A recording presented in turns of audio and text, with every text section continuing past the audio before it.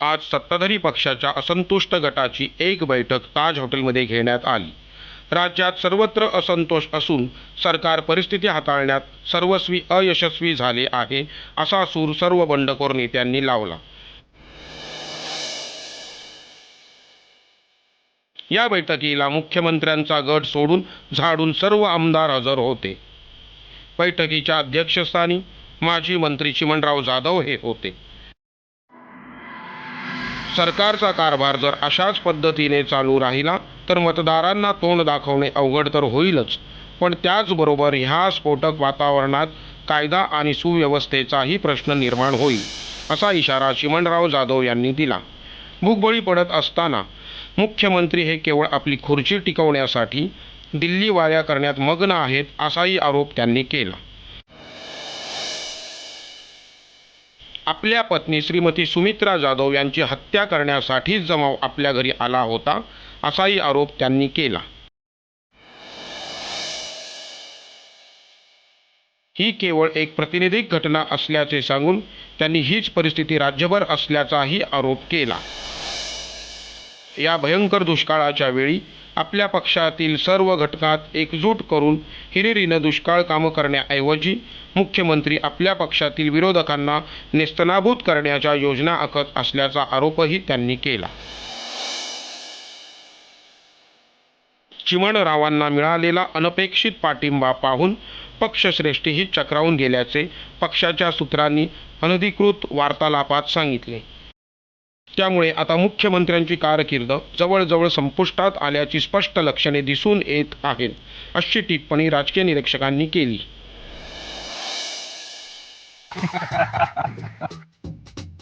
पाहिलं कधी बघा, याला म्हणतात राजकीय दणका.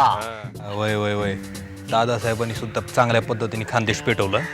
अच्छा प्रश्न आहे का दीपकराव? दादासाहेब म्हणजे मुरलेला राजकारणी आहे. खरे खरे, पण दलपत्र सुद्धा कसा छटक्यासरशी आपल्याकडे आला. न येऊन सांगतोय कोणाला, महाराष्ट्रात आपल्या देवाला डावलून कोणी कामच करू शकत नाही. दादा यार दिने पण मोठा बांबू दिला होता त्याला. त्यांनी बरोबर प्रेशर खाली ठेवलं होतं दलपत काकानं. आता त्यांचे 3 आमदार कामाला आले की नाही आपल्या राजकारण. आम्ही यावं का? नमस्कार. ऐका विचारणं झालं का काका? घ्या चिमणरावांना द्या. नाही नाही नाही नाही, तुम्हीच नेऊन द्या, चांगली काळा भेट होऊन जाऊ द्या. म्हणताय?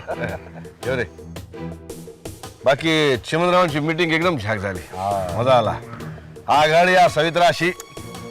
दलपतराव तुमच्यासारखे मित्र मदतीला धावून आले म्हणून हे शक्य झालं.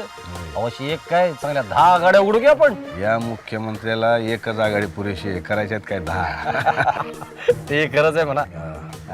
पण दलपतराव देवाच्या पाठीशी नक्की उभे आहात ना तुम्ही? मागच्या भावासारखी. क्या बात आहे. वा वा वा. दीपकराव दलपतरावांसाठी काही बघतं का? आलो काका. बाकी दीपकरावांनी सगळ्या हालचाली चांगली तयारी दाखवली. कसं आहे, अजून लहान आहे पण होते तयार हळूहळू. वाघाचा बछडा आहे तो. चिमणरावांच्या तालमीत तयार होणार तो. खरंय खरंय. हॅलो. हॅलो दीपक. हा दीपे, काय ग अचानक फोन केलंस? दीपक मम्मा कुठे? मम्मा कुठे? अगं मम्मा घरात असेल. फोन लागत नाहीये तिचा. अरे फोन लागत नाही मग स्विच ऑफ केला असेल. Switch off? पण का?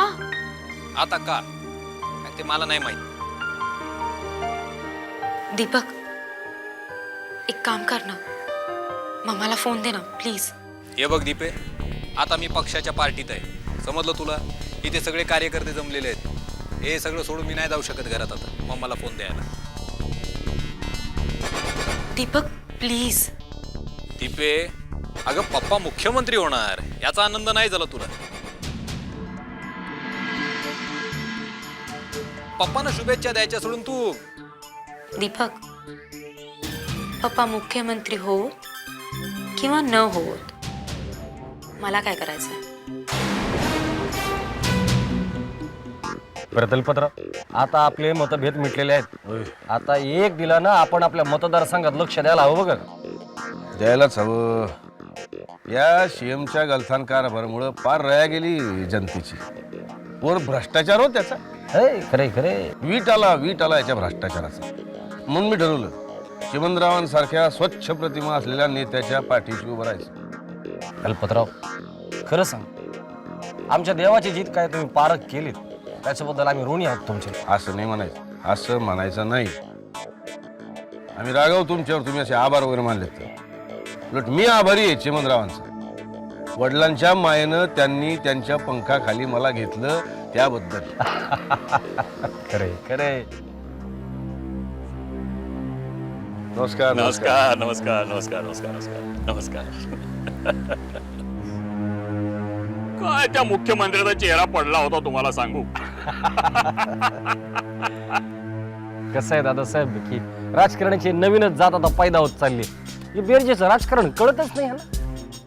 दिल्लीला खुश ठेवलं म्हणजे सगळंच मिळालं असं वाटतं बघा त्यांना. तरी मी आमच्या लोकांना सांगत होतो, ये लंबी रेस का घोडा नाही है. आहेत कुठं चिमणराव? आहेत की आतमध्ये. आलो जरा भेटून. बर, तू इथंच थांब, मी जाऊन येतो. तुम्ही घ्या किती. तुला माहितीये मला राजकारणात इंटरेस्ट नाहीये. हा, तुला इंटरेस्ट आहे तो फक्त त्या अरविंद मध्ये. दीपक, ओरडू नकोस दीपे. ओरडल्याने सत्य लपत नाही. बस दीपक. एका आश्रितासोबत लग्न करून काय मिळवलंस तू? पप्पांसकट सगळ्यांचीच मला नाराज केलीस. दीपक प्लीज. दीपक,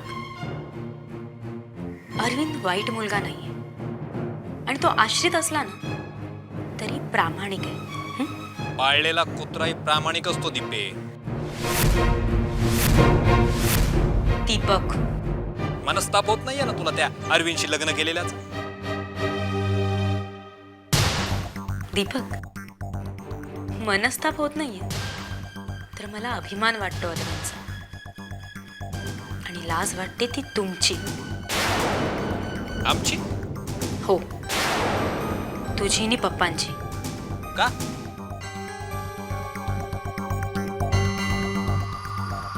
दीपक, अरविंदला एवढं बोलतोस तू. तुझं स्वतःचं अस्तित्व काय रे? हा, श्रीमंत बापाचा नाकर्ता मुलगा. कधी स्वतःच्या डोक्याने चालायचं नाही. पप्पांच्या नावावर जगतोस तू. अरविंदला काय बोलतोस?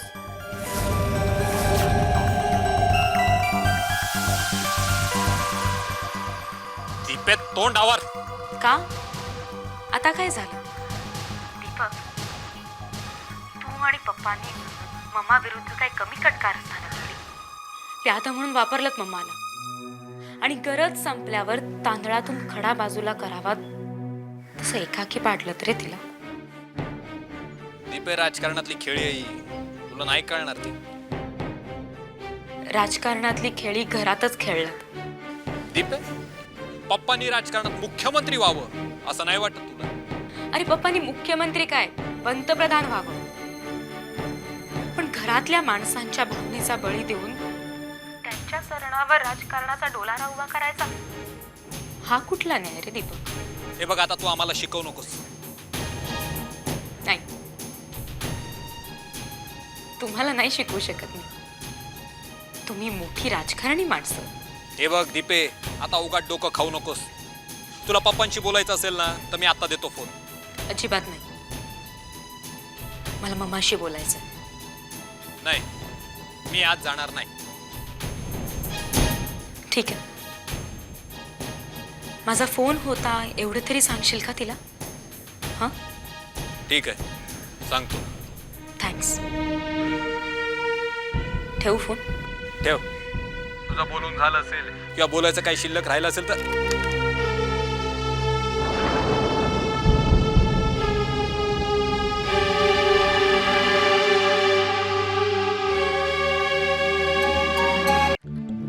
दादासाहेब आले म्हणजे निघायला पाहिजे आपल्याला. नाही, ते दिल्लीहून राज्यपालांचा फोन आलता. ते अर्धा तास उशिरा येत. असं आहे का? तसंही चांगलंच आहे की. काय अर्ध्या तासानंतर गुरुपुष्य योग सुरू होतोय, आपल्यासाठी चांगलंच आहे ते. हे बी सांगायला लागले का तुम्ही? आता देवाचीच मर्जी म्हणा की. घ्या, चहा घ्या. हा काय दीपकराव, लाडू कधी देणार आम्हाला आपल्या लग्नाचे? नाही काका, अजून नाही विचार केला लग्नाचा. हा दीपकराव, विचार काय नाही करायचा आता. लय स्वातंत्र्य उपभोगले. देवाला सांगून आता तुमचं लग्न लावून देतो बघा. हे बाकी खरं बोलले. हा कसं आहे, मीटिंग पूर्वी दादासाहेबांच्या मुलीला राजेश्रीला मागणी घातली दीपकरावांसाठी. अरे वा वा वा वा वा, फार सुंदर पोर आहे ती. मग केलं का, फायनल केलं? हा आता आमच्याकडनं फायनलच आहे म्हणा. दादासाहेब तर म्हणले तुमचीच पोर आहे, कधी घेऊन जासून म्हणून. आता दीपकराव काय म्हणतात तेवढं बघायचं आपल्याला. पप्पांच्या शब्दाच्या बाहेर आहे का मी? हा दीपकराव तसं नाही, देवाच्या शब्दाखातीर लग्न करू नका तुम्ही. अहो राजेश्री मला मान्य आहे. ऐपतराव, तुम्ही सांगा पप्पांना लग्नाची तयारी करायला. देवाची मर्जी. तसं राजश्रीनं आमच्या देखतच होकार दिलाय. अहो, काय सांगताय काय? अहो, तोंड गोड करा मग. हा, आता दिलाय की चहा. यावर ओळखताय वय, मग आता तोंड बोल करा. वार वार.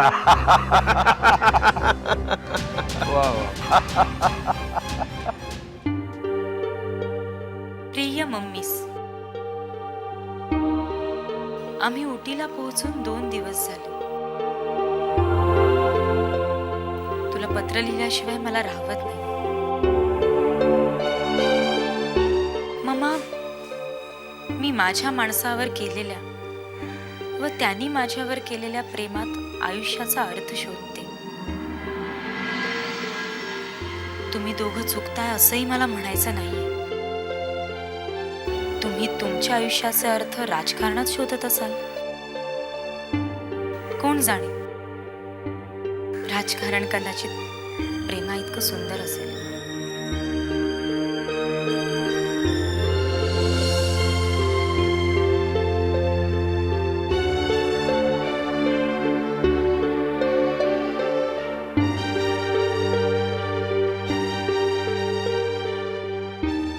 मी आणि अरविंद हनीमूनसाठी आलो आहोत,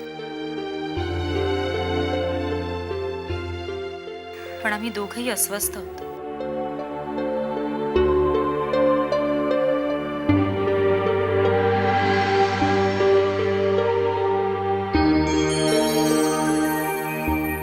मम्मा, आम्हा दोघांना खूप खूप आशीर्वाद दे.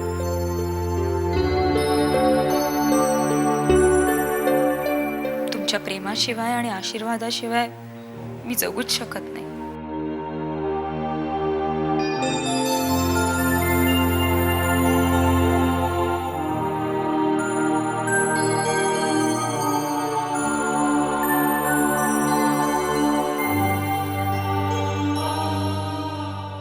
काळजी घे मम्मा.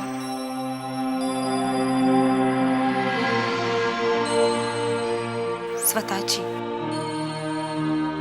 तुझी दीपा.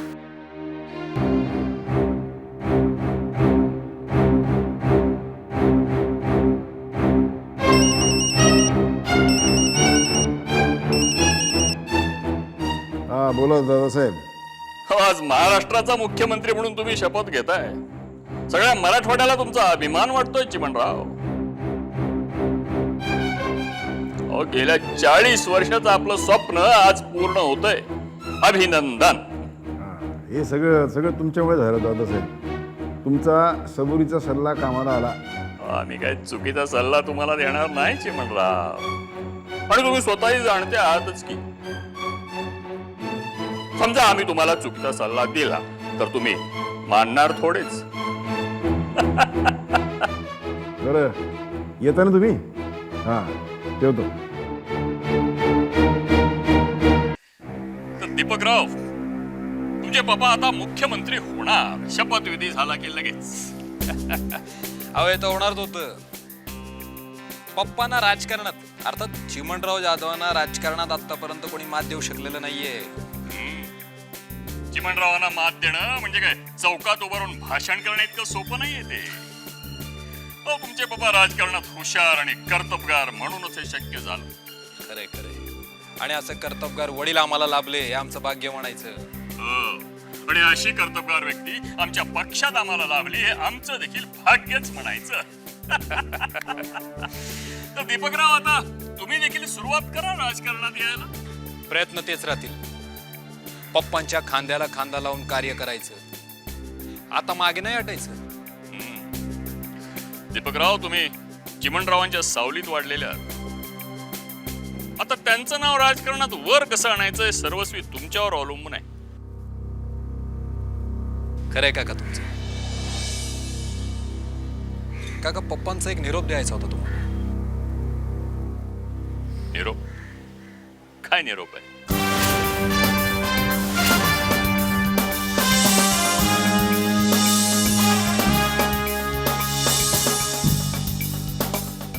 दीपकराव, बोला ना, काय निरोप आहे? निरोप काय सांगा. काका, पप्पांची खूप इच्छा होती दीपा आणि श्रीकांतचं लग्न व्हावं म्हणून. पोरीनी नाही ऐकलं.